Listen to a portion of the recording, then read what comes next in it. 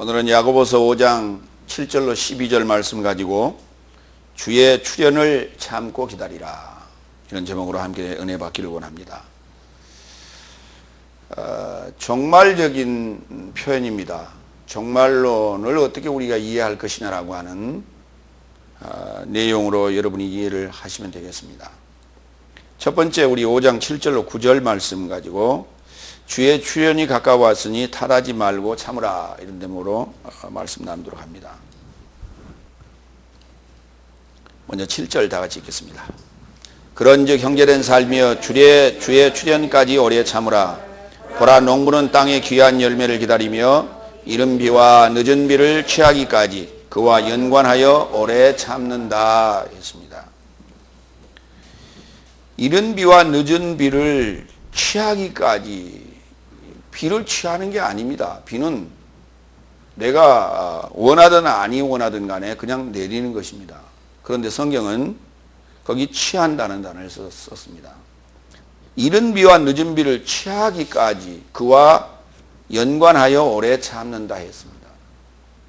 그렇기 때문에 비유로 써놓은 얘기지, 이른 비와 늦은 비라고 하는 것은 어떤 말씀이고 교훈적인 것이지, 이것이 그저 오늘 아침에 새벽녘에 쏟아진 그 소나기와 같은 그런 비를 얘기하는 게 아니라는 얘기예요. 인자의 출현에 대해서, 주님의 출현에 대한 예언의 말씀들을 우리는 좀 살펴볼 필요가 있습니다. 그 출현이라고 하는 단어를 헬라어로는 파루시아라고 하는데, 다 같이 한번 따라해 볼게요. 파루시아. 이 파루시아라는 단어는 재림이라는 단어가 아닙니다. 파루시아라는 단어는 가까이, 파라라고 하는 그 전치사 가깝다라고 하는 의미와, 그 다음에 우시아라는 단어는 이 출석이라는 단어예요. 옆에 있다라는 의미에, 그래서 가까이 출석, 가까이 지금 계신다라는 의미입니다. 그러면 곁에 계시는 상황이 뭐냐? 그게 주의 출현인데요. 또는 임재라고도 합니다. 그것을 강림이라고도 번역을 했고, 우리는 일반적으로 이제 교회에서 얘기하기를 그것을 재림 그렇게 얘기했어요. 성경에는 재림이라고 이렇게 번역된 데도 없지만은 재림이라는 단어는 없습니다. 그러나 우리가 상황적으로 볼 때는 예수님께서 나에게 두 번째 오시는 거예요. 두 번째 나타나시는 상황이에요. 그러면 이 파루시아라고 하는 출현이란, 주의 출현의 의미를 우리가 이해하려면 첫 번째 나타나신 주님을 우리가 만났어야 되는 것입니다. 이것이 전제가 되는 거예요. 근데 첫 번째 주님을 만나지도 못했는데 재림을 기다린다라고 하는 것은 이건 말이 안 되는 거예요, 순서상. 그러면 첫 번째 예수님이 나타나셔서 하신 말씀을 기준으로 오늘 이 파루시아라고 하는 단어, 출현에 대해서 우리가 이해를 해야 된다. 그래서 마태복음 24장 37절로 39절 마태의 증언을 좀 보시기 바랍니다. 이 마태복음이라고 하는 것은 예수님께서 나타나셔서 지금 하시는 말씀이 되겠습니다. 다시 오실 이야기를 하신 건데요.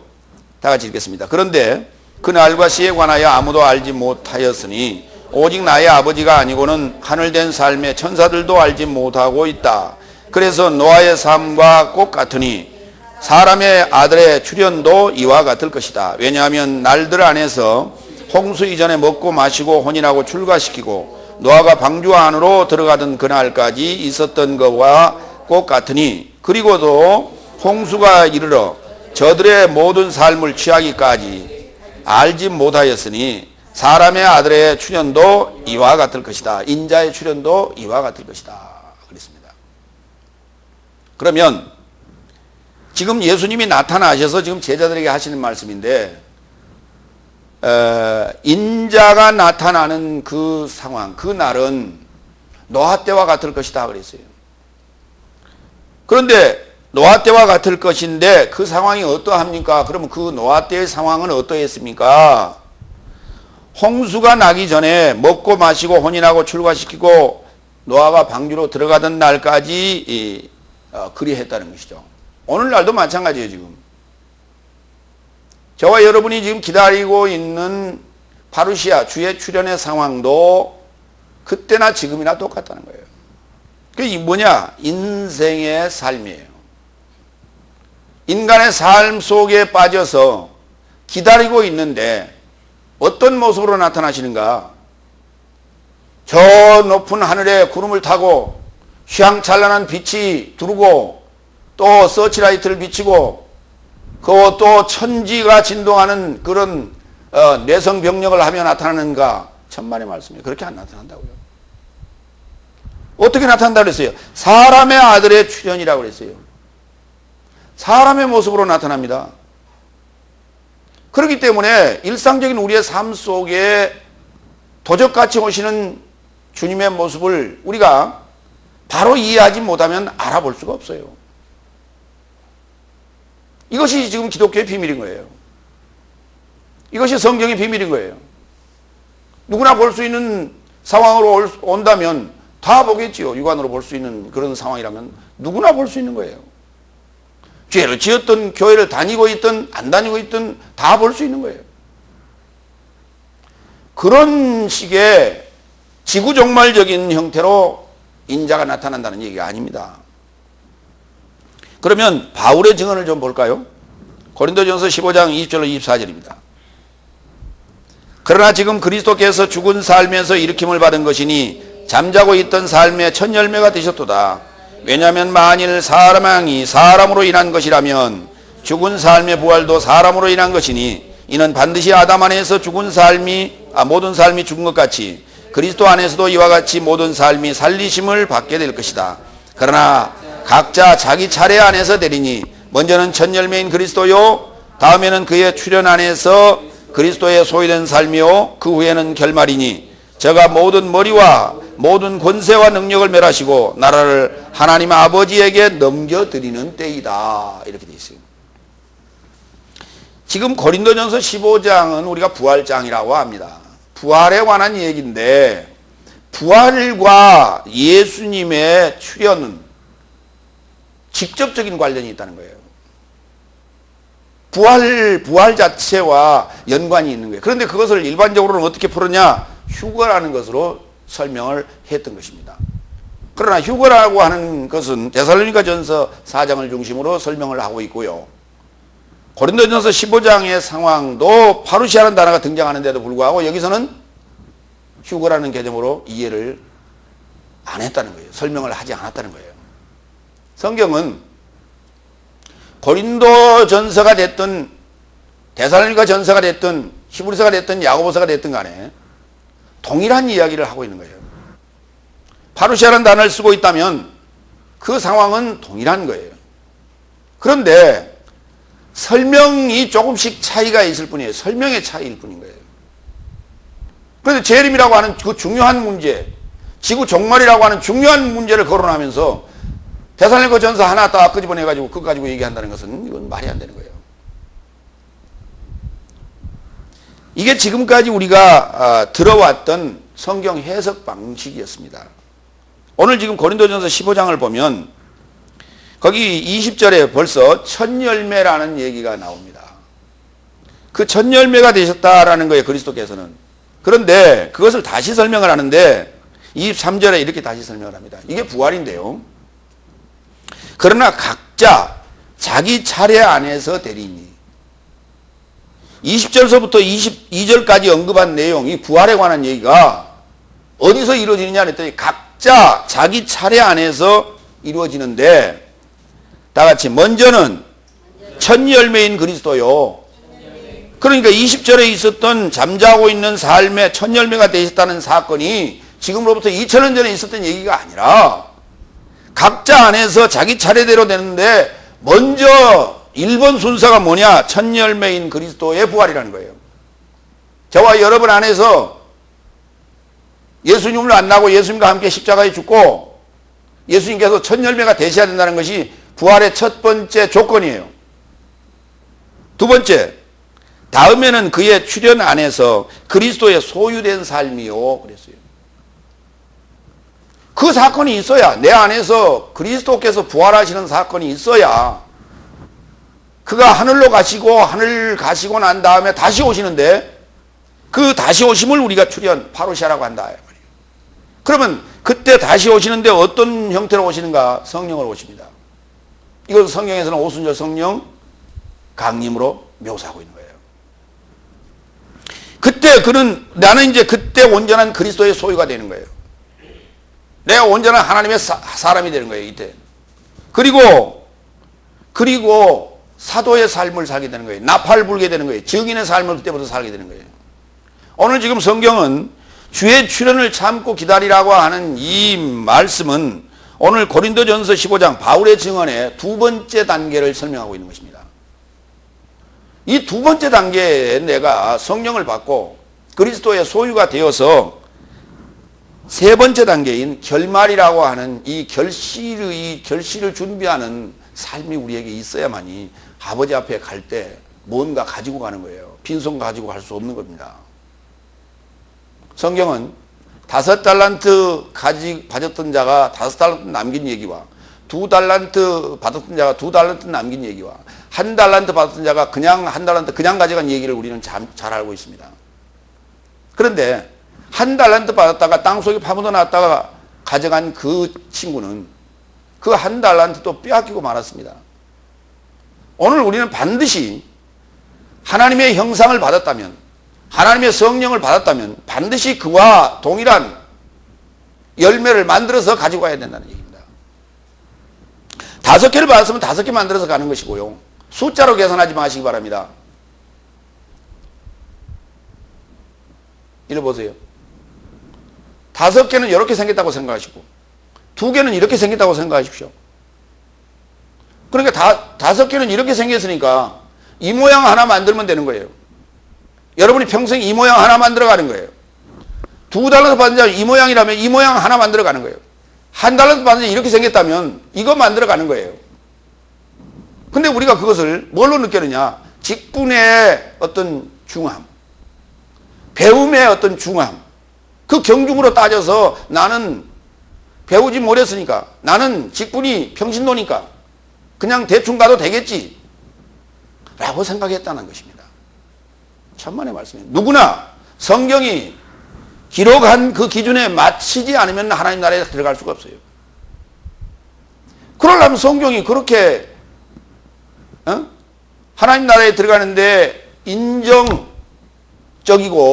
그렇게 유도리가 있고 그저 평신도니까 봐주고 목사니까 깐깐하게 하고 장로니까 깐깐하게 하고 이렇게 한다면 하나님이 공의로우신 분이 아닌 거예요. 그러면 성경을 우리에게 줄 필요가 없는 거예요. 뭘 믿어요? 성경을 믿어야지. 사람을 믿어요? 교회를 믿어요? 사람을 믿어요? 다 소용없는 짓이에요. 그러니까 사람들이 십자가만 달려있으면 교회를 나가서 이단인지 이게 정통인지 하나님의 말씀대로 지금 선포하는지 그렇지 아니한지 구분이 안 되는 거예요. 그저 십자가만 달려있으면 거기 가면 천국 갈 수 있다고 생각하는 거예요. 반드시 저가 모든 머리와 모든 권세와 능력을 멸하시고 나라를 하나님 아버지에게 넘겨드리는 때가 어느 때냐? 요 지금 최후라고 하는 것입니다. 이게 최후. 우리가 이 최후의 순간, 이건 백보자 심판을 얘기하는데 이 최후의 심판을 받기 이전에 우리가 이 하나님 나라를 아버지에게 갖다 드릴 수 있는 이 준비를 할 수 있는 그 두 번째 단계의 단초를 지금 얘기하고 있는 것이 바로 주의 출현이다. 여러분에게 이 상황이 오지 않는다면 여러분은 하나님 나라가 아니에요. 우리가 하나님 나라에 가서 드릴 게 뭐냐면 하나님 나라를 드리는 거예요. 하나님 나라는 뭐냐? 하나님 나라들이 사는 곳이 하나님 나라예요.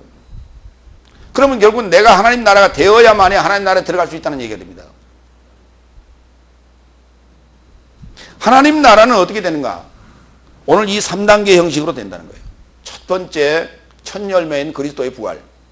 두 번째, 그의 출현, 그의 임재함으로 말미암아 성령으로 임재할 때 내가 그의 소유가 되어서 그때부터 사도와 같은 증인의 삶을 살게 되는 겁니다. 그건 직분하고 상관없어요.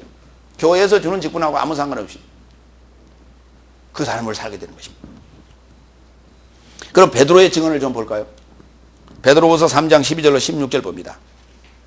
하나님의 날의 출현을 간절히 사모하고 기다리라. 그날에 하늘이 불에 타서 풀어지고 초등학문이 뜨거운 불에 녹아지려니와 나의 삶은 그 약속대로 의에 거하는 바 새 하늘과 새 땅을 바라보도다.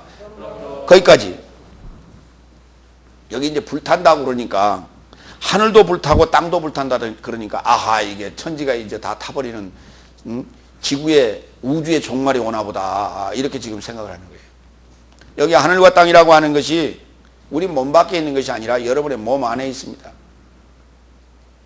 여러분의 몸 안에 있는데 이 하늘과 땅이 타고 그 사이에 있는 초등학문이 또 이게 불에 풀어진다고 그랬는데, 이때 불타는 이 하늘과 땅은 처음 하늘과 처음 땅이에요.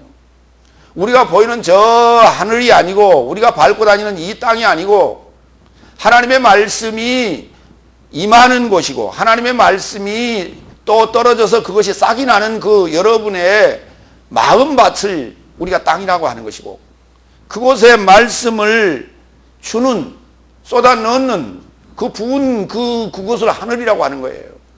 여러분 안에 하늘이라고 하는 것이 없다면 하나님으로부터 주어지는 말씀이 이해가 되질 않아요.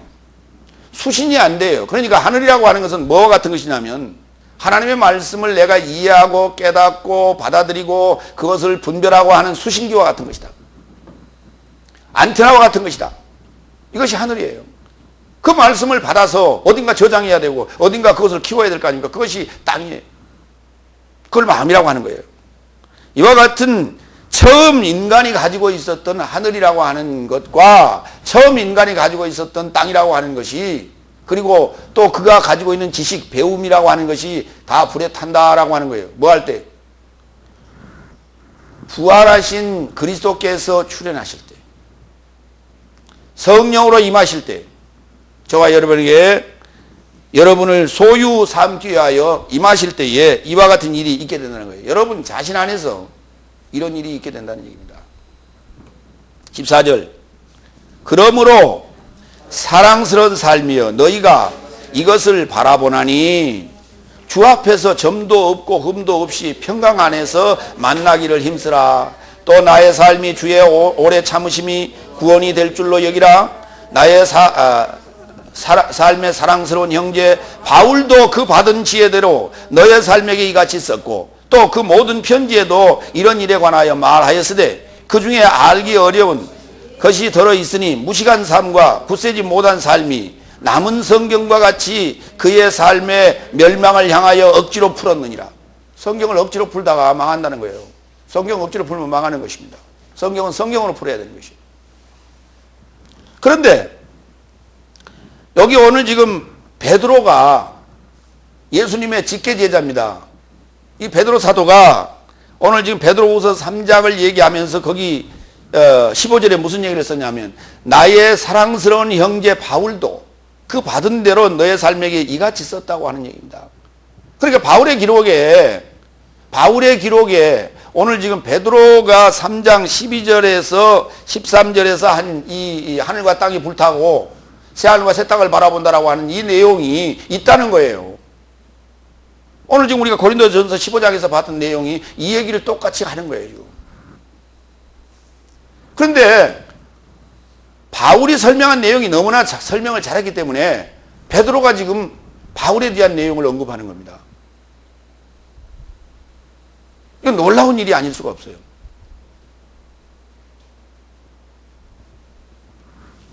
요한 1서로 갈까요? 이건 요한의 증언입니다. 예수님의 제자 중에 가장 오래 살았던 요한입니다. 요한계시록을 썼던 요한입니다. 요한 1서 2장 25절로 29절. 그리고 연통은 이것이니 그분께서 나의 삶에게 영원한 생명을 연통하셨다. 너의 삶을 미혹하는 삶에게 관하여 내가 이것을 너의 삶에게 썼노라. 너희는 주께 받은 바 기름 부음이 너희 안에 거하나니 아무도 너희를 가르칠 필요가 없고 오히려 그 기름 부음이 너희 모든 삶에 관하여 너희에게 가르치며 또 참되고 거짓이 없으니 너희를 가르치신 그대로 주 안에 거하라. 자녀들아 이제 그 안에 거하라. 이는 주께서 드러내신 때에 우리로 담대함을 갖게 하려고 또한 그의 출현 안에서 그로부터 부끄럽지 않게 하려 함이다. 너희가 그의 의로우신 줄을 알면 의를 행하는 자마다 그에게서 난 줄을 알리라 그랬어요. 오늘 여기 미혹하는 삶에 관하여 내가 이것을 너의 삶에게 썼노라. 그렇게 시작을 합니다. 26절. 그런데 그것이 뭐냐 했더니 영원한 생명이랍니다. 그러면 영원한 생명은 우리에게 어떻게 오는가라고 하는 거예요. 우리가 영원한 생명을 어떻게 받는가라는 것입니다. 우리는 영생을 얻는다라는 얘기를 해요. 영생을 받아야 될 거 아니에요. 그럼 손에 뭔가 쥐어야 될 거 아닙니까? 받았으면. 그런데 쥔 것도 없고 받은 것도 없는데 영생을 얻었다고 얘기해요. 그랬더니 보니까 아무것도 없어요. 네가 영생을 얻은 증거를 내놔라 그랬더니 아무것도 없어. 그랬더니 어떤 이가 이렇게 얘기해요. 능력이 나타나야죠. 그럼 능력이 뭡니까? 그랬더니 기사와 이적이 나타나야 되지 않소. 예언을 한다든지 방언을 한다든지 뭐가 나타나야 되지 않소. 그러니까 이제 그거 쫓아다니는 거예요. 한참 다니다 보니까 뭐가 이 손에 잡혀야 되는데 안 잡히니까 손에 잡히고 눈에 보이는 뭔가를 또 추적하고 다니는 거예요. 그러면 거기 나온 사람들이 다 그런 능력을 받느냐? 아니에요. 그거 다 미혹하는 역사예요. 그럼에도 불구하고 거기를 쫓아다니는 거예요.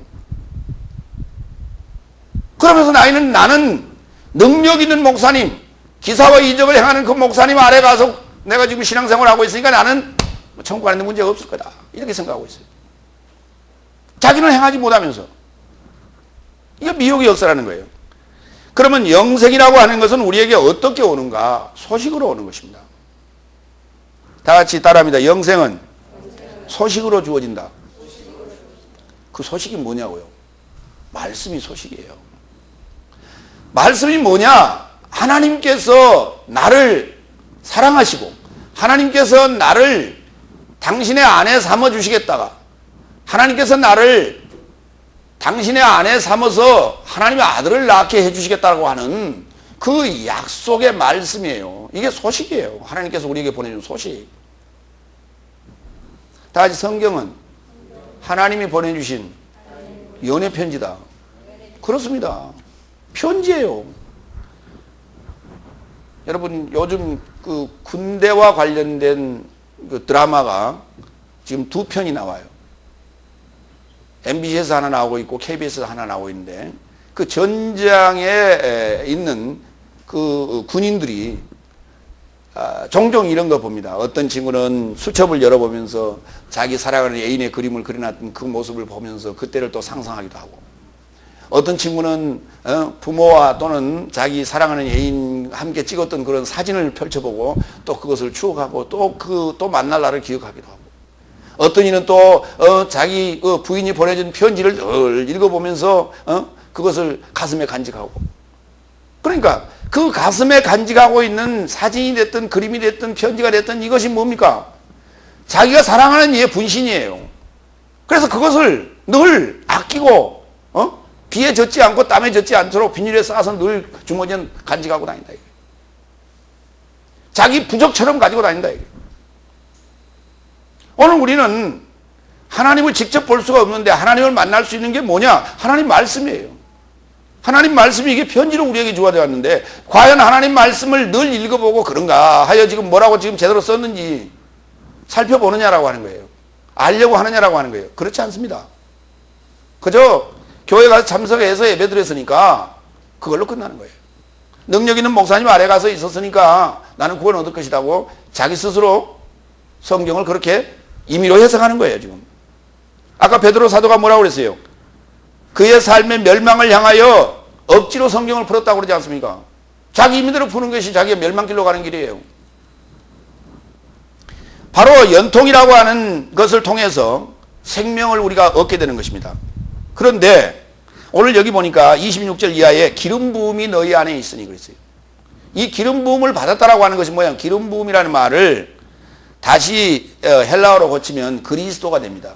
다 같이 기름 부음은 그리스도다. 그렇습니다. 기름 부음이 그리스도입니다. 그러니까 그리스도가 출현했다면 그 말입니다. 그리스도께서 성령으로 임하셨다면 그 말입니다. 그러면 기름 부음이 너희 안에 있다면 너희가 누구에게 이제 더 이상 가르침을 받을 필요가 없다는 거예요. 사도들이 오순절 성령을 받고부터는 누구에게 가르침을 받을 필요가 없었습니다. 그때부터 성령께서 지시하시는 바, 성령께서 생각나게 하시는 바, 그동안에 예수님으로부터 배웠던 모든 내용들을 쏟아내기 시작합니다. 복음서를 보세요. 베드로가 그렇게 길게 예수님 앞에서 얘기한 적이 있습니까? 예. 베드로가 가장 길게 한 얘기는요, 예수님 앞에서 요한복음 21장에서 예수님께서 3번 물으실 때 대답한 게 가장 길어요. 그리고 예수님이 묻지 않았는데도 가장 길게 대답했던 적이 있어요. 예수님 십자가에 잡히시기 전날, 그 잡히시던 날 밤에 그 자리에 가서 3번 부인할 때 가장 길게 얘기했어요. 그래 봐야 몇 마디 안 돼요. 기껏해 봐야 복음서에 베드로의 이야기가 그 정도 나옵니다. 그 다음에 마태복음 16장에 주는 그리스도시요 살아계신 하나님의 아들입니다라고 하는 얘기, 그 정도예요.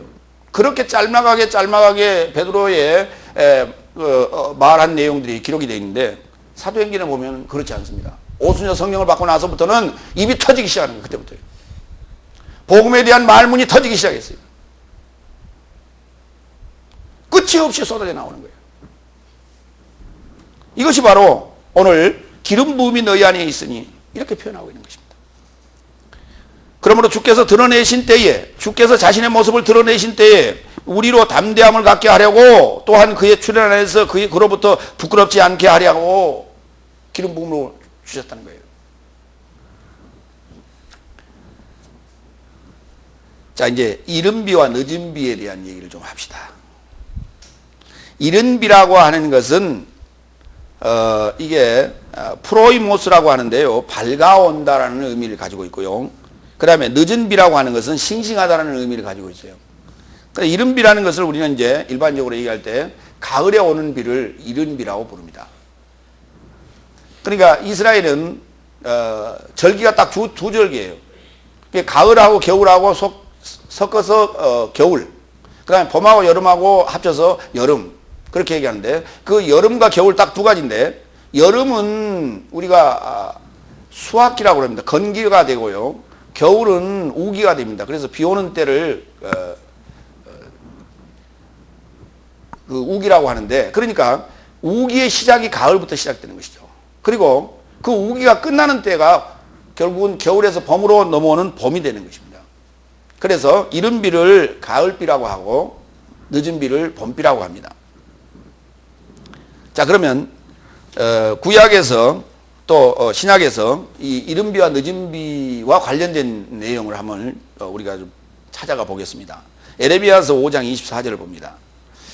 또 너희 마음으로 우리에게 이른 비와 늦은 비를 때를 따라 주시며 우리를 위하여 추수 기한을 정하시는 우리 하나님 여호와를 경외하자 말하지도 아니했다라고 하는 거예요.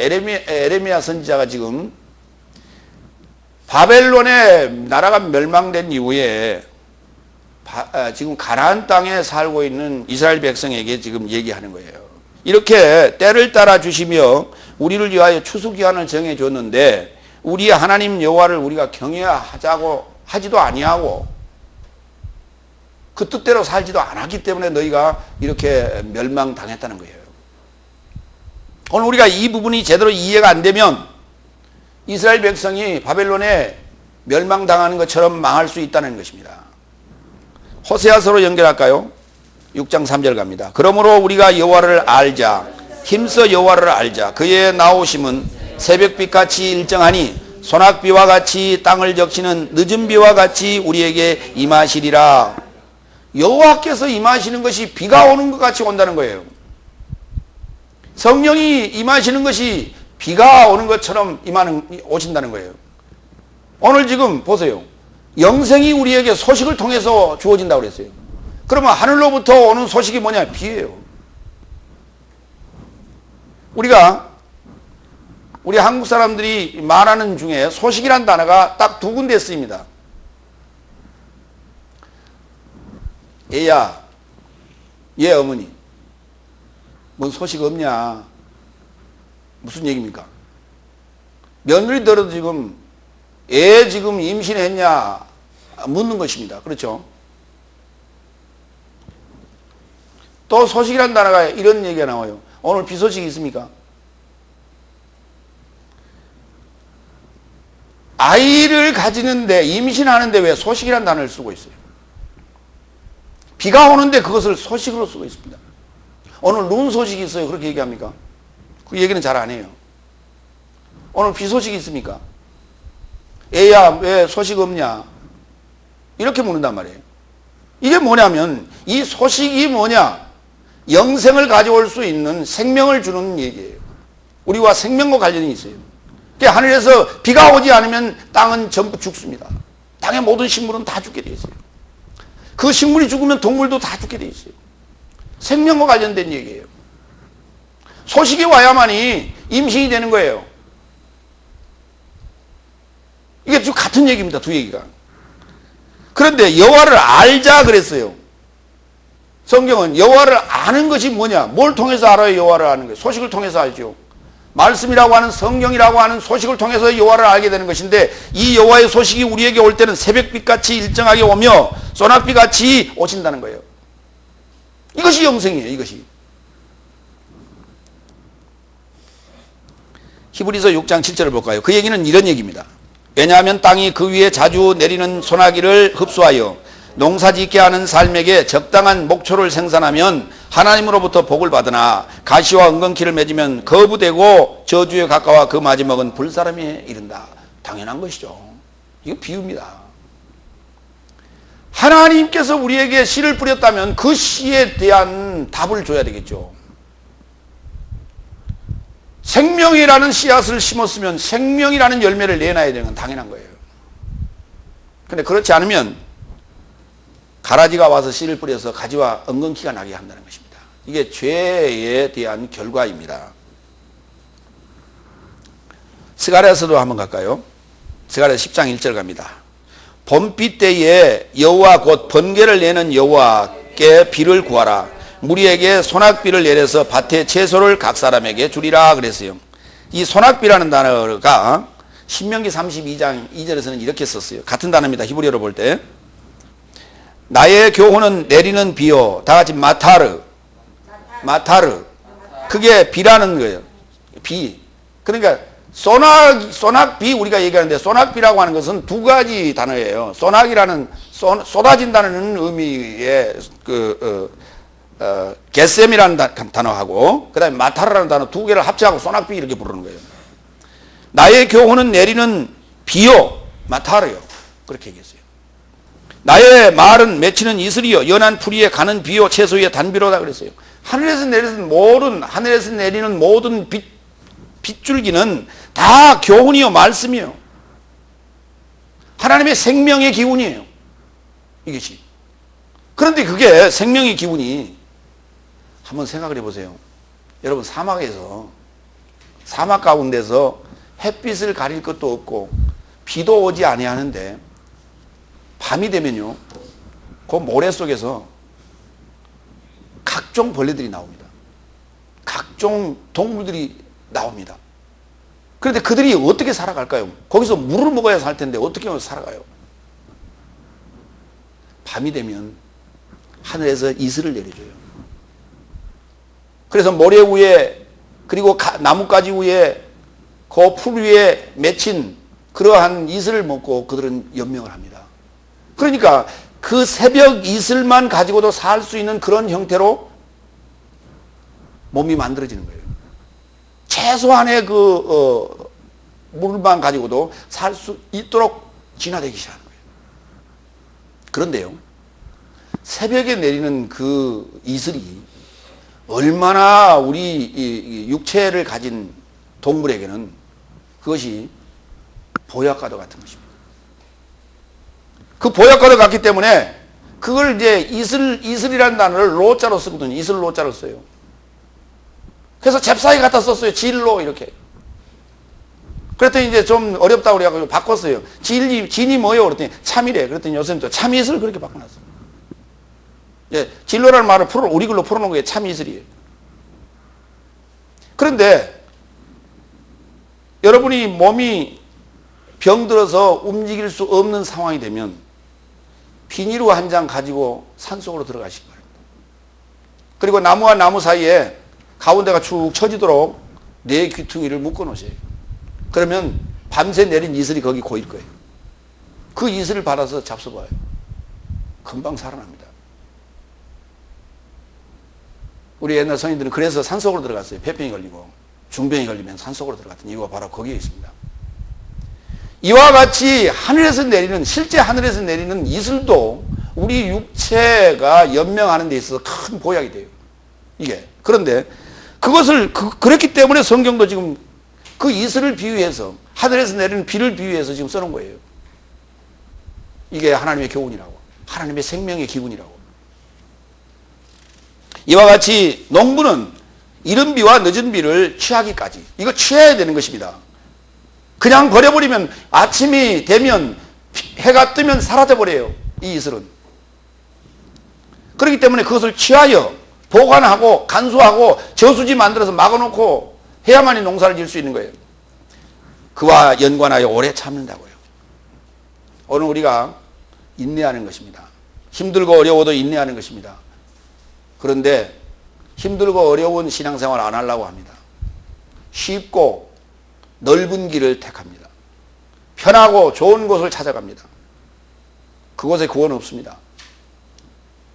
하나님께서 그곳에 구원을 주신다면 하나님께서 어려운 교회, 어려운 길을 가도록 만들어 놓지 않았습니다. 왜 믿음의 선진들이 그 어려운 길을 가면서 핍박받고 환난받고 그리고 순교당하며 죽어갔습니까? 하나님이 함께 하시는데.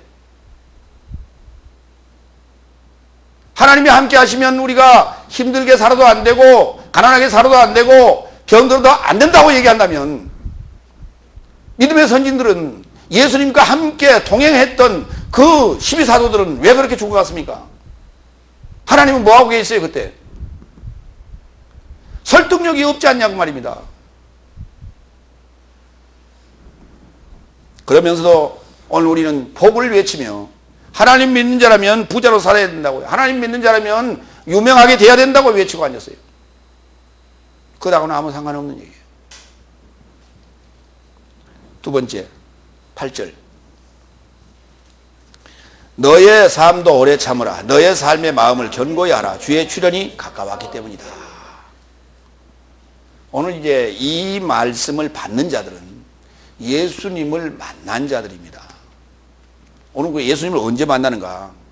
우리가 율법 아래서 종살이를 충분히 했을 때만이 예수님을 만나게 되는 것입니다. 그러면 예수님을 어떻게 만나는가? 말씀으로 만나는 거예요.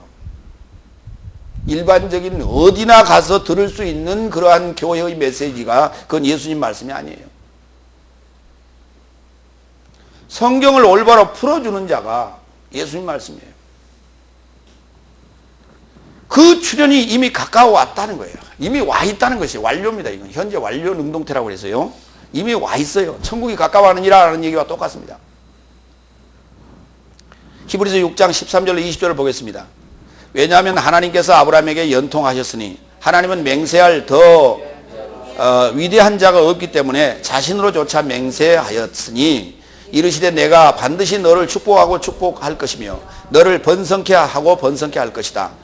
그가 이같이 오래 참아 연통에 도달하였느니라 그랬어요. 그러니까 오래 참아야만이 이 연결된 소식을 받을 수가 있어요. 이 연결된 소식을 받았다는 얘기가 무슨 말이냐? 이삭을 얻었다는 얘기입니다. 오래 참고 기다려서 이삭을 얻은 거예요. 이삭이 어떻게 얻어진 것이냐? 소식에 의하여 나아지는 거예요. 소식에 의하여 얻어진 자식이에요. 아니 소식이 오면 어떻게 자녀가 탄생이 됩니까? 우리가 지금 이해하는 육신의 몸에서 탄생하는 그런 자녀를 얘기하는 게 아니란 말이에요. 예수님의 모습이에요. 예수님의 예표예요. 그러면 우리에게도 다가오는 예수님은 어떤 모습으로 올까요? 말씀으로 온다니까요. 하나님 나라의 비밀을 얘기하는 말씀으로, 생명의 비밀을 얘기하는 말씀으로, 부활의 비밀을 우리에게 일러주는 말씀으로 다가온다니까요. 사람이 아니고요. 말씀이에요. 세 번째 9절. 형제된 삶이여 서로 삶에 대하여 탓하지 말라. 정죄받지 않게 하려 함이라. 보라 심판자가 문 앞에서 계시느니라 그랬어요. 이제 야고보 사도가 지금 얘기를 하고 있는데 계시록 3장 20절을 좀 보겠습니다. 계시록은 또한 요한 사도가 지금 언급한 내용인데요. 요한 사도가 7번째 교회인 라오디게아 교회에게 편지할 때 쓴 내용입니다. 볼지어다 내가 문에 서서 두드리나니 누구든지 내 음성을 듣고 문을 열면 내가 그에게로 들어가 그로 더불어 먹고 그는 나로 더불어 먹으리라. 이기는 그에게는 내가 내 보좌에 함께 앉게 하여 주기를 내가 이기고 아버지 보좌에 함께 앉은 것 같이 하리라 그랬어요. 그러니까 심판자가 지금 문 앞에 와 있다는 얘기는 무슨 말이냐면 오순절 성령을 내가 받는다는 건 불같이 임하는데요. 그 불같이 임하는 오순절 성령은 심판입니다. 그 자체가. 그러니까 내가 그 불같이 임할 때 내가 타버리면 나는 멸망인 거예요. 그 불에 타지 않아야 됩니다. 아까 지금 베드로 후서 3장 12절 10절 이하에 나오는 상황하고 똑같은 얘기예요. 오순절 성령이 임할 때는 불로 임하기 때문에 타버리면 의로운 삶을 살지 못하면 타버리게 되는 거예요. 그럼 의로운 삶을 산다는 얘기는 무슨 말이냐 하면 생명을 내가 그 기간 동안에 소유해야 됩니다. 예수님을 만나서 그 생명을 내가 소유하고 있어야만이 의로운 삶을 살고 있어야만이 오순절 성령이 임할 때 주의 출현이 임할 때 문을 두드리고 있을 때 그 문을 열어주면 내가 타버리지 않는 거예요.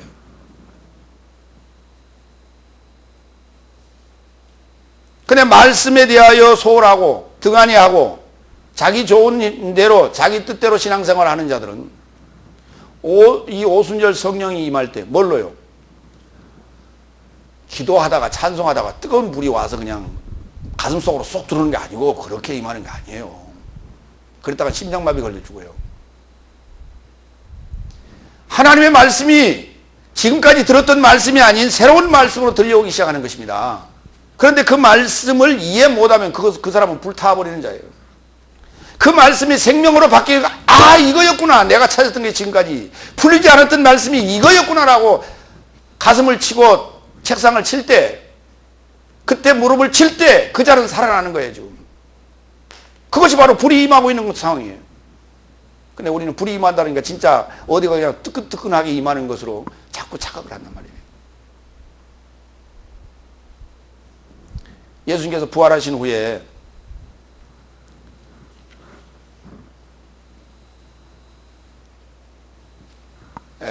엠마오로 내려가던 두 제자를 만납니다. 그들이 이제 포기하고 내려가는 제자임을 포기하고 내려가는 거예요. 지금 예수님 이제 끝났다 이제. 그런데 거기 함께 동행하면서 그들과 대화를 했어요.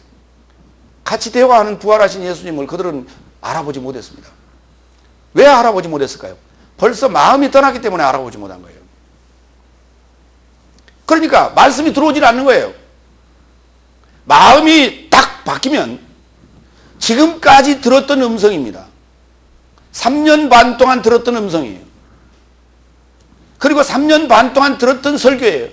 그런데 옆에 가시는 이가 지금 그 얘기를 하시는데도 귀에 들어오질 않는 거예요. 예수님구나. 이걸 알지 못하는 거예요. 그런데 그들과 앉아서 떡을 떼주는 그 순간 그때도 몰랐어요. 그런데 이분이 누구였지 하고 찾아보니까 없는 거예요. 그 순간에 예수님은 벌써 그들의 마음속에 들어와 있었어요. 떡을 받아 먹는 순간 그 말이 무슨 말이냐면 지금 예수님의 말씀을 예수님으로부터 마음이 떠나서 지금 나는 엠마오로 가겠습니다라고 지금 그 마음으로 지금 갈 때는 귀에 들어오지 않았어요. 그러나 그것을 받아들이는 순간 지금 떡을 먹었다고 지금 표현하는 거예요. 그 순간에 이분이 누구지? 어디서 듣던 목소리야. 어디서 들었던 내용이야 이거 라고 생각하는 순간 예수님 벌써 그들의 마음속에 들어와 있었어요. 그때 그들의 마음은 뜨거워지기 시작했어요. 무엇이었어요? 불이었습니다. 말씀이 불입니다. 말씀이 물이고 말씀이 불이에요. 불이 들어오니까 뜨거워지기 시작한 거예요. 말씀이 들어왔지요. 그런데 기도하다가 불 받은 게 무슨 놈은 그게 성령 받았다고, 그건 성령 체험이라고 하는 것입니다.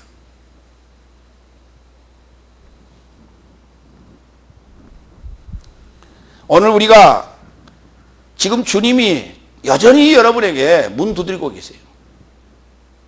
내가 들어가서 너와 먹고 마시리라. 내가 너희의 양식이 되리라. 내가 때에 넣어줄 때 너희는 받아 먹어라. 내가 부활한 예수다 지금 얘기하고 있는데 우리가 이해하지 못하고 지금 문 열지 않고 있어요. 문 딱 닫고 앉았어요. 어째 성경이 어째 우리가 봤던 성경하고 좀 틀리다. 굳이 헬라어를 해야 되냐? 히브리어도 해야 되냐? 이런 거예요. 이게 뭐냐면 자기 비하예요. 자기 비하. 하나님께 내가 나의 모습을 낮추고 그래야만이 하나님께 내가 좀 얻어먹을 것이 있다고 생각하는 것입니다. 우리가 교회 나와서 하나님을 만났다라고 하는 것은 이런 거예요. 나는 지질이 못 났으니까 하나님 앞에 의지할 테니까 하나님께서 나에게 먹을 것 마실 것 그리고 모든 것 필요한 걸 좀 주세요. 공급해 주세요. 이래서 나오는 게 아니에요. 그건 세상 신들입니다. 우리가 교회에 나오는 것은 이런 거예요. 내가 지금 낮고 천하고 못 배우고 가진 거 없지만 하나님 나라에 들어가기를 원합니다. 이겁니다. 그러면 하나님 나라에 들어간다는 게 뭐냐? 나를 끌어올려 주세요. 나를 끌어올려 주세요. 학교는 내가 학교 배움은 적지만 하나님의 지식은 내가 배우기를 원합니다. 그건 뭘로 배우느냐? 글로 배우겠죠, 당연히. 그러나 교회는 과목이 하나밖에 없어요. 학교는 과목이 여러 가지예요. 초등학교 들어가면 국어, 수학, 자연, 사회, 도덕, 윤리, 체육, 음악, 미술 엄청 많아요. 과목이 여러 가지요. 그러나 교회는 과목이 딱 한 가지밖에 없어요. 여러분이 가장 쉬웠던 것, 국어. 국어로 되어 있는 성경 한 권밖에 없어요. 그 과목이 하나밖에 없다는 거예요. 그러니 얼마나 편해요.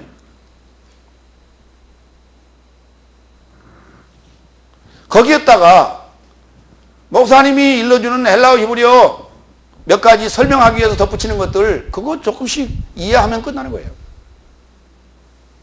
받아들이고 이해하고 깨닫는 것이에요. 그것이 교회 다니는 거예요. 그래서 자신이 서서히 저서히 이렇게 성장하는 거예요. 어제도 제가 그 친구 딸 결혼식에 갔다 왔는데 그 자리에 가면요 이런 걸 느껴요. 좀 뭔가 좀 세련됐다. 그 모습이. 예. 근데 그 세련됐다라고 하는 것이 외모적인 세련이 아니라 뭔가 이렇게 풍기는 어떤 그런 느낌이에요. 이제 그런 느낌을 이렇게 받는 사람들이 이렇게 있어요. 그런데 오랜만에 만나는 사람이에요. 잘 몰라요. 선후배 관계들 만나기 때문에. 그런데 그렇다라는 느낌이 딱 받는 순간 이렇게 이제 대화를 하다 보면 믿는 사람이라네요. 믿는 사람이라는 거예요. 어제도 이렇게 같이 이제 이쪽 테이블에 있다 이쪽 테이블로 이제 옮겨서 이렇게 보니까 우리 1년 선배래요.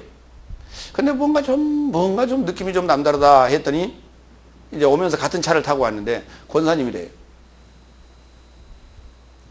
믿는 자들이 그 사람들이 많이 배운 사람들이 아니에요. 그런데도 불구하고 벌써 느낌이 달라요. 이렇게. 이게 우리 믿는 사람과 믿지 않은 사람의 차이예요. 믿지 않은 사람은 시간이 백날 가고 뭐 해도 세상을 그렇게 오래 살아도 변한 게 별로 없어요. 달라진 게 별로 없어요. 옛날 그 초등학교 때 그 모습 그대로예요. 지금도 여전히. 예수를 믿는다라고 하는 것은 그렇게 어린아이로 내가 존재하는 것이 아니라 응석바지로 존재하는 것이 아니라 장성하게 커가는 거예요. 모두가 다 주님의 출현을 맛보고 장성한 그리스도의 분량까지 우리가 성장하시길 바랍니다. 두 번째 단계로 들어갑니다. 야고보서 5장 10절로 11절. 먼저 10절 봅니다. 나의 형제된 삶이여 고난의 모형과 선지자 삶을 취하라. 저런 삶이 주의 이름 안에서 전하였다 그랬어요. 이 말이 무슨 말이냐? 결국은 우리 믿음의 선진들이라고 표현하는 그 믿음의 선진들에 대한 그 모습을 우리는 닮아가라고 요구합니다. 성경은. 너희가 지금 변해가는 그 사회에 변천되는 그것을 본받아 가지 말고 사회가 세상이 변해가는 그 모습을 본받아 가면요 정말 뱁새가 황새 걸음을 걸어야 됩니다. 그렇게 가랭이가 찢어지도록 쫓아가야 돼요. 그렇지 않으면 그걸 쫓아가서 살 수가 없어요. 남이 아파트 사니까 나도 아파트 살아야 되고 남이 차 타니까 나도 차 타야 되고 남이 뭐 주일날 놀러 가야 되니까 나도 놀러 가야. 우리 그리스도인은 그렇게 사는 게 아니에요. 그렇게 같이 살아가면 세상은 미쳐 돌아가는 거예요. 세상은 미치게 돼 있어요. 그런데 세상이 미칠 것 같은데 안 미치는 이유는 뭐냐면 우리 그리스도인들 때문에 그렇습니다. 그리스도인들이 중심을 잡아줘야 돼요. 다 놀러 가고 다 피서 가는데 그리스도인들은 주일날 교회 가야 돼요. 그렇기 때문에 도로가 덜 막히는 거예요. 다 같이 놀러 가버리고 다 같이 피서 가버리면 도로가 막혀서요. 누가 일을 하고 그거 하겠습니까? 그래서 그리스도인들은 달라야 돼요. 히브리서 13장 7절로 9절을 봅니다. 변함없는 주 안에서 믿음의 장로들처럼 살라는 것입니다. 너의 삶에 지도하던 삶에 대하여 기억하라. 이런 삶은 너의 삶에게 하나님의 말씀을 전파하였으니 행동에 내 믿음을 주의 깊이 보고 저의 삶의 믿음을 본받아라. 예수 그리스도는 어제도 오늘도 만세 삶에 이르는 분이시다. 잡다한 교훈과 이방의 삶으로 휘둘림을 받지 말라. 왜냐하면 좋은 은혜로 마음을 견고히 함은 식물로 함이 아니니 식물 안에서 활보한 삶은 유익을 얻지 못했노라 그랬어요. 잡다한 교훈과 이방의 삶으로 휘둘림을 받지 말라고요. 이 말은 무슨 말이냐면 예수 그리스도는 어제도 오늘도 만세 삶에 이르는 분이라는 얘기는 무슨 말이냐. 하나님은 창세기를 쓸 때도 다시 말해서 아벨의 하나님도 셋의 하나님도 노아의 하나님도 아브라함의 하나님도 다윗의 하나님도 베드로의 하나님도 바울의 하나님도 똑같은 하나님이라는 거예요. 변함이 없다는 거예요. 누가 변해요? 우리 인간이 변합니다. 누가 변해요? 세상이 변하는 거예요. 그러니까 변하는 세상 쫓아가지 말고 그것이 잡다한 교훈입니다. 잡다한 교훈 쫓아가면 망하는 거예요. 그러나 성경은 지금 수천 년이 지났는데도 변하지 않고 있잖아요. 그대로. 왜냐하면 진리이기 때문에 그렇다는 거예요.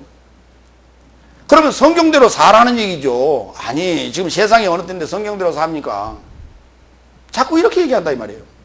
그러니까 성경을 지금 이것을 우리의 생활 방식인 문화로 이해하니까 그러는 거예요. 진리로 이해해 보세요. 그러면 세상 풍조에 맞춰서 가는 거예요. 교회라고 하는 것은요, 일정한 전통과 일정한 룰이 있어야 됩니다. 그것이 없으면 교회를 뭐하러 나옵니까? 근데 요즘 무슨 열린 예배니 뭐니 해가지고 한마디로 엉망진창이에요. 엉망진창. 룰이 없어요, 룰이.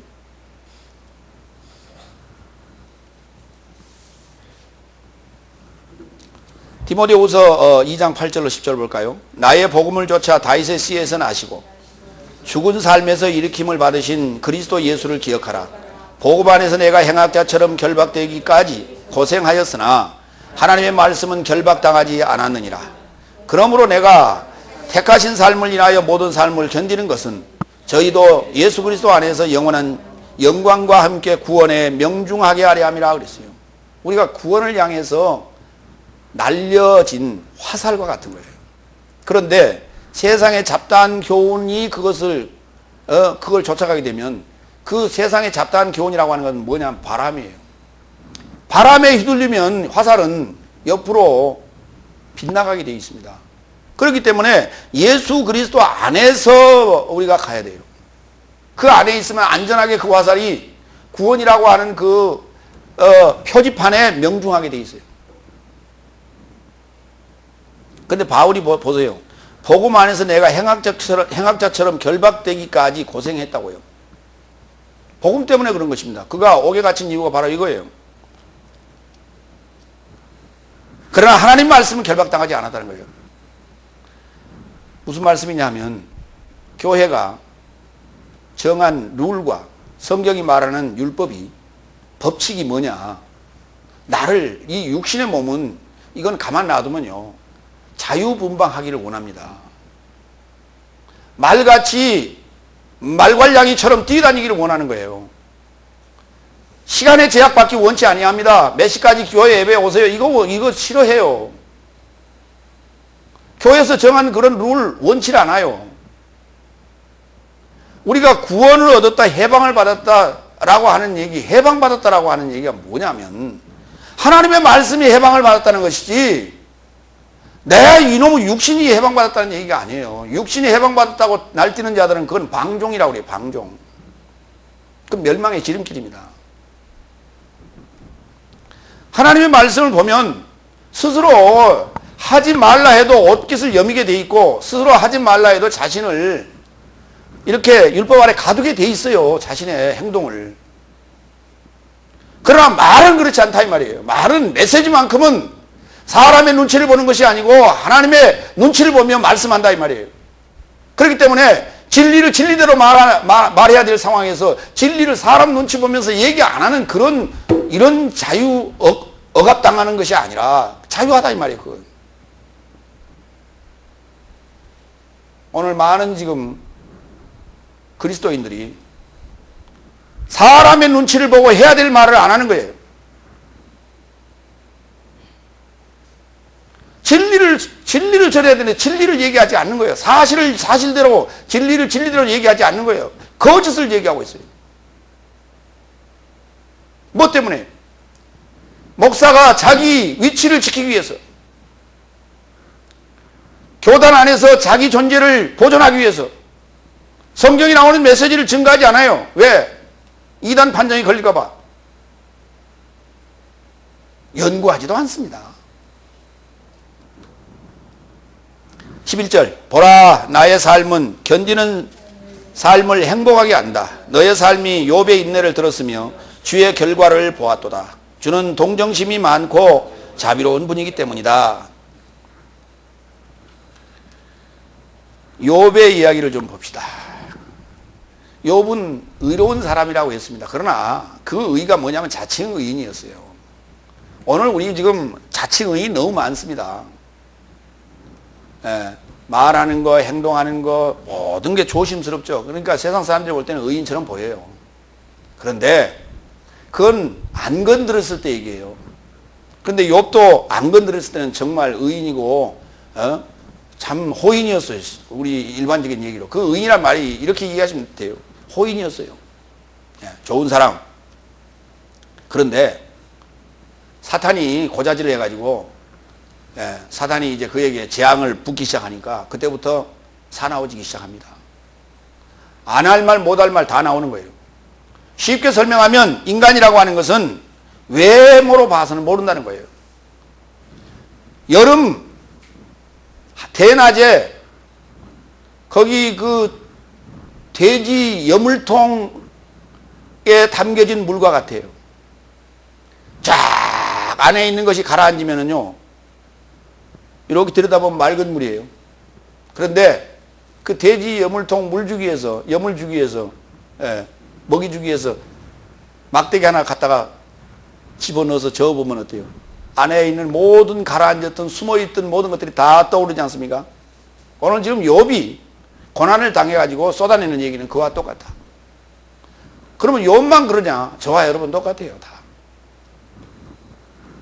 그런데 욥이 이제 그 고난을 다 당하고 나서 이제 무언가를 봤다는 것입니다. 예. 그러니까 그 구정물통에 있는 것들이 다 빠져나간 다음에야 이게 보이기 시작한 거예요. 42장 5절 봅니다. 내가 주께 대하여 귀로 듣기만 하였사옵더니 이제는 눈으로 주를 배움나이다 그랬어요. 그러면서 그러면서 여호와께서 그 세 친구들한테 야 너가 참 너 잘못했다 이놈들아. 그러니까 가서 번제를 드리라. 그러면 욥이 너를 위하여 기도할 것이다. 그래서 욥이 이 세 친구를 위하여 기도했어요. 그랬더니 욥에게 복을 갑절로 부었다 그랬어요. 그리고 나서 42장 12절로 17절에 구체적으로 써놨어요.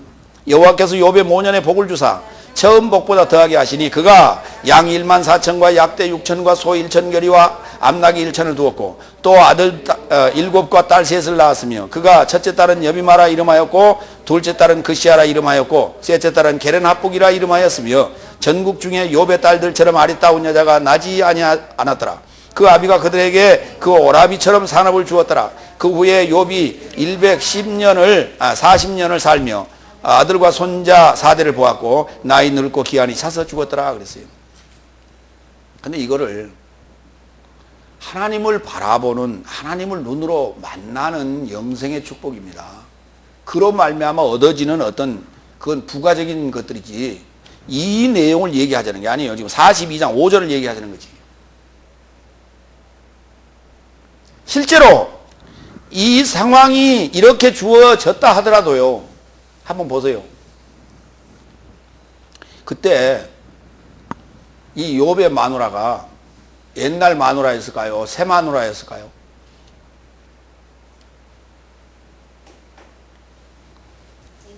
옛날 마누라가 이렇게 열을 또 낳았어요. 참 기운도 좋으시지. 그 다음에 한번 생각해 보세요. 같이 앉아서 이제 새 아들들하고 딸들하고 이렇게 앉아서 이제 밥을 먹는데 신기한 게 입으로 들어가는 그 순간에 뭐 생각나겠습니까? 옛날 애들 생각나겠어요? 안 나겠어요? 그러면 그게 그 자리가 지금 이게 축복의 자리요, 행복의 자리요, 지금 이게 가시방석이요 지금. 한번 생각해 보세요. 매 건이 들어가는 그 진귀한 기름진 것이 살로 가겠어요? 안 살로 가겠어요? 그런데 우리는 지금 42장 12절로 17절 얘기만 한다 이 말이에요 지금. 욥이 받은 그 갑절의 축복을. 그게 아니고 내가 지금 귀로만 듣던 여호와를 눈으로 보는 이 축복이란 말이에요. 그렇기 때문에 이런 것이 지금 이건 부가적인 것들인데 이게 없어도 그는 지금 무엇이요? 몇 끼니 달콤해요.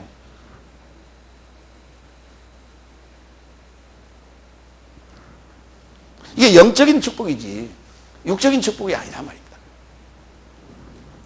마지막 대지 갑니다. 야고보서 5장 12절 나의 형제된 삶이여 모든 삶 이전에 맹세하지 말라. 하늘로도 말라 땅으로도 말라. 유사한 어떤 서약도 하지 말라. 너의 삶이 외식에 이르러 넘어지지 않으려면 너의 삶에 그런 것은 그렇다 하고 아닌 것은 아니다 하라. 그러니까 맹세하지 말라. 성경대로 그렇다 아니다 그렇게 말하되 성경대로 그렇게 하라는 거예요. 성경대로 성경에 입각해서 그러면은 그렇다 하고 아니면 아니다 하라는 거예요. 네 생각대로 그러면 그렇고 아니면 아니다가 아니라 성경대로 성경에 기준하여 그러면 그렇다 아니면 아니다 하라. 그리고 자기 주장을 펴지 말라는 거예요. 자기 주장이 문제입니다. 그러니까 자기 주장을 폈다는 그 자체가 뭐냐면 맹세했다는 거예요.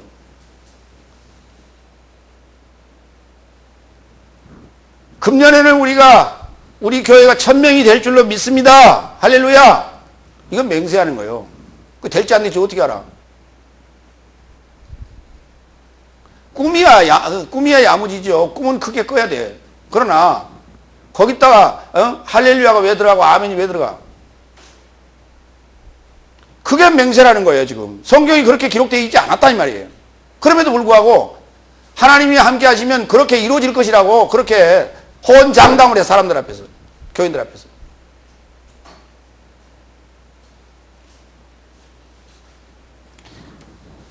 그거 하지 말라는 거예요 지금 우리가. 근데 세상 사람들은 어떻게 얘기해요? 내 손에 장을 지져 이렇게 얘기해요. 그렇게 말하는 게 뭐냐면 일종의 리더들이 그렇게 얘기를 해요. 강력한 어떤 자기의 리더십을 보이기 위해서 내가 이 일이 안 되면 내 손에 장을 지져. 똑같은 얘기입니다. 교회 안에서도 마찬가지예요. 말의 표현만 다를 뿐이지 똑같은 얘기예요. 그러니까 그런 맹세하지 말라는 거예요. 히브리서 6장 13절로 20절 볼까요? 이 맹세와 관련된 얘기를 좀 보겠습니다. 왜냐하면 하나님께서 아브라함에게 연통하셨으니 하나님은 맹세할 더 위대한 자가 없기 때문에 자신으로조차 맹세하였으며 이르시되 내가 반드시 너를 축복하고 축복할 것이며 너를 번성케 하고 번성케 할 것이다. 그가 이같이 오래 참아 연통에 도달하였느니라. 왜냐하면 실로 인간 삶은 더 위대한 자로조차 맹세하나니 저의 삶에게 모든 반박의 결말을 확정에 이르는 서약이다. 그런 가운데 하나님께서는 연통의 상속자 삶에게 더 많이 보여주시길 결의하사 그의 목적의 불변성을 서약으로 보증하셨으니 불변의 두 사건으로 인하여 이런 삶 안에서 거짓말할 수 없는 하나님으로 앞에 놓인 소망에 붙잡힐까 도피하던 나의 삶이 강력한 위로를 갖게 하려 하심이라. 그러니까 하나님께서 맹세하시고 그것을 서약하신 것은 그는 불변의 하나님이시기 때문에 그렇습니다. 불변의 하나님이시라는 것을 우리 아브라함에게 보여주기 위하여 그렇게 맹세하시고 그걸 아예 서약으로 하셨다니까요. 그럼 맹세하셨다라고 하는 것은 아브라함과의 약속입니다. 서약했다는 건 뭡니까? 우리에게 율법을 주셨다는 것이죠. 모세에게 아예 글로 써서 줬어요. 이제는 우리가 못 믿을 것 같으니까 이렇게 글로 써서 우리에게 보내주셨다니까요. 성경이라고 하는 글로 써서 우리에게 보낸 거예요. 말로만 하지 아니하시고. 근데 글로 써서 보냈더니 또 이 글을 보기 싫다고 또 말로만 하옵소서 그러고 눈 감고 이렇게 앉았어요. 참 인간이 참 이게 변덕이 죽을 듯해요. 아브라함에게 말로만 하셔서 못 믿어서 모세에게 글로 써서 아예 박아줬어요. 그랬더니 그걸 모세가 쭉 썼잖아요. 출애굽기, 레위기, 민수기, 신명기 이렇게 써서 우리에게 보냈단 말이죠. 편지를. 그랬더니 아무리 읽어봐도 잘 이해가 안 됩니다. 그냥 그렇게 하지 말고 말씀으로 그냥 직접 하십시오. 그러고 아예 눈 딱 감아버리는 거예요. 그럼 눈 감으면 그게 소경이요? 그게 눈뜬 자요? 좀 생각을 해보자고요. 눈을 딱 감고 나한테 직통계시를 주세요. 그러고 있단 말이에요. 그럼 직통계시를 좀 알아들어요? 레위기 19장 11절로 12절. 너희는 도적질하지 말며 속이지 말며 서로 거짓말하지 말며 너희는 내 이름으로 거짓 맹세함으로 내 하나님의 이름을 욕되게 하지 말라. 나는 여호와니라. 성경이 말하는 맹세는 일곱째 날을 얘기합니다. 영생을 얘기하고 있는 거예요. 영생에 들어가는 것을, 안식에 들어가는 것을 얘기하고 있는 거예요. 그걸 맹세라고 해요. 그러니까 우리가 맹세 그러면 맹세가 도대체 뭡니까? 뭘 맹세한다는 거예요? 하나님이 그러니까 맹세한 게 뭐였어요? 아브라함하고 맹세한 게 뭐였습니까? 모세하고 서약한 게 뭐였습니까? 일곱째 날에 관한 얘기를 했다고요. 일곱째 날이 뭐냐면 나에게는 영생이에요. 일곱째 날에 도달하는 것이. 일곱째 날을 산다는 것이 바로 사도의 삶이라고 아까 제가 말씀드렸어요. 이건 오순절 성령 받고 주의 출현을 맛보고 나서 내가 그의 소유가 되면 그때 나는 이 일곱째 날을 살게 되는데 그때가 바로 맹세의 날이에요. 그러니까 성경은 모든 성경이 어느 날을 얘기하고 있냐면 주의 날이라고 하는 일곱째 날에 포커스를 맞추고 있는 거예요. 근데 우리가 백날 얘기해봐야 일곱째 날에 도달하지 못한단 말이에요. 우리말로는 백날 얘기해봐요. 그럼 우리말로 백날 얘기하고 손에 장을 짓든 뭐하든 난리를 친다 한들 어디까지 가느냐? 다섯째 날까지 못 가요. 다섯째 날까지밖에 못 가요. 우리는 일곱 날을 살고 가야 되는, 하나님 나라에 들어가게 되는데 대다수의 사람들은 다섯 날까지 살다가 끝나는 거예요.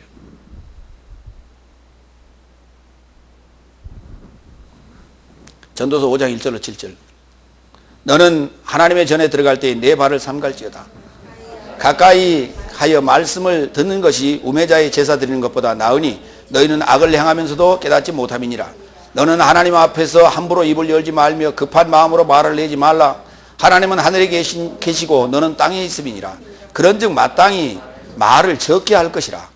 일이 많으면 꿈이 생기고 말이 많으면 우매자의 소리가 나타나느니라. 내가 하나님께 서원하였거든 갚기를 더디게 말라. 하나님은 우매자를 기뻐하지 아니하시나니 서원한 것을 갚으라. 서원하고 갚지 아니하는 것보다 서원하지 아니하는 것이 나으니 내 입으로 내 육체를 범죄케 말라. 사자 앞에서 내가 서원한 것이 실수라고 말하지 말라. 어찌 하나님으로 내 말소리를 진노하사 내 손으로 한 것을 멸하시게 하랴. 꿈이 많으면 헛된 것이 많고 말이 많아도 그러하니 오직 너는 하나님을 경외할지니라. 교회 다닌다는 것이 뭐냐면 들으러 다니는 거예요. 하나님 말씀 들으러 다니는 것이지 교회 와서 일하러 온 게 아니에요. 근데 교인들 불러놓고 뭔 일을 벌리고 난리를 쳐. 꿈이 많아. 교회가 뭘 하겠다는 꿈이 많아. 그러니까 사건이 많은 거예요. 그러니까 불협화음이 생기는 거예요. 그러니까 사회적으로 문제가 자꾸 생기는 거예요. 세상 사람들이 좋아 안 해요. 교회고. 왜? 이게 교회요, 세상이요. 분간이 안 가는 거예요. 교회가 교회다워야 되는데 그게 아니에요. 말만 많고 입만 열었다 그러면 그냥 청산유수고 말은 잘해. 삶은 엉망인데.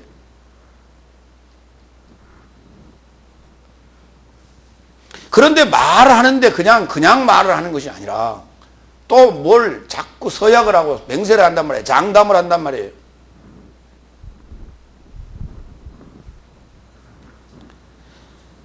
외식으로 넘어지지 않으려면 그런 것은 그렇다 하고 아닌 것은 아니다라.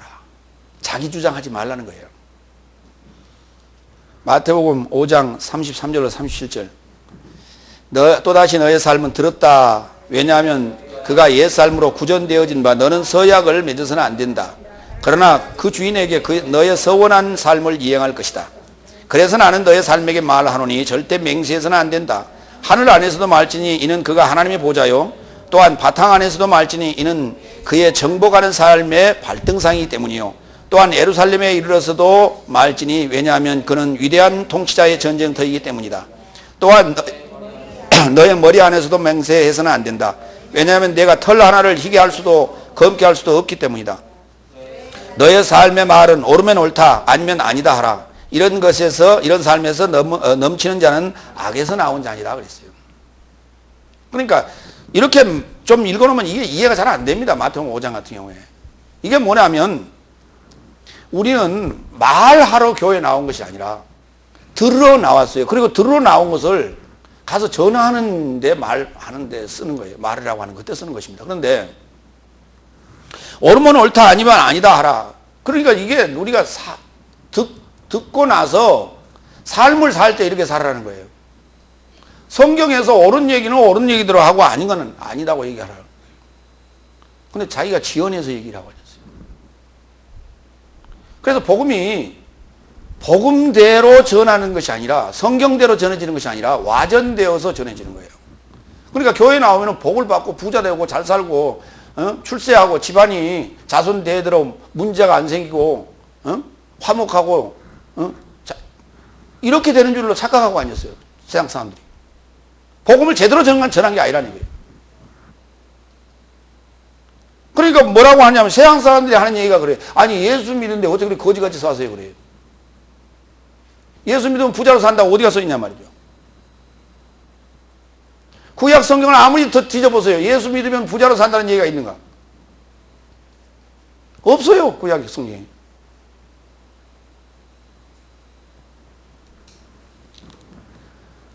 결코 우리가 신앙생활 한다고 하는 것은 무엇이냐? 참는 거예요. 어려워도 참고 이해가 안 가도 참고 답답해도 참고 기다리는 거예요. 그리고 기도하는 거예요. 그리고 부지런히 말씀을 찾아가는 거예요. 그러면 하나님께서는 능력자이기 때문에 하나님께서는 전능하신 분이기 때문에 어떤 환경에 있다 하더라도 열어주십니다. 깨닫게 하십니다. 이해하도록 하십니다. 이 상황을, 이 능력을 여러분이 맛보았을 때야만이 내가 믿는 하나님이 진정한 하나님이구나 하는 그 탄성이 나오고 외침이 나오게 돼 있어요. 그런데 내 잘나서 내 능력으로 내 지식으로 이해한 하나님은 그것은 자기가 만든 하나님이지 하나님이 그 속에 들어와서 그의 능력을 나타내신 게 아니에요.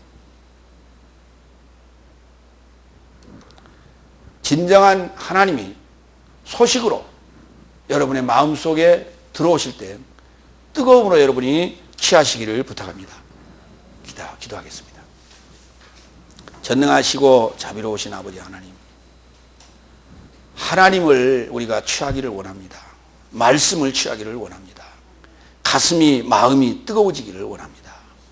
그리하여 생명의 불을 품어낼 수 있게 하여 주시옵소서. 감사하며 그리스도 예수의 이름으로 기도하옵나이다. 아멘.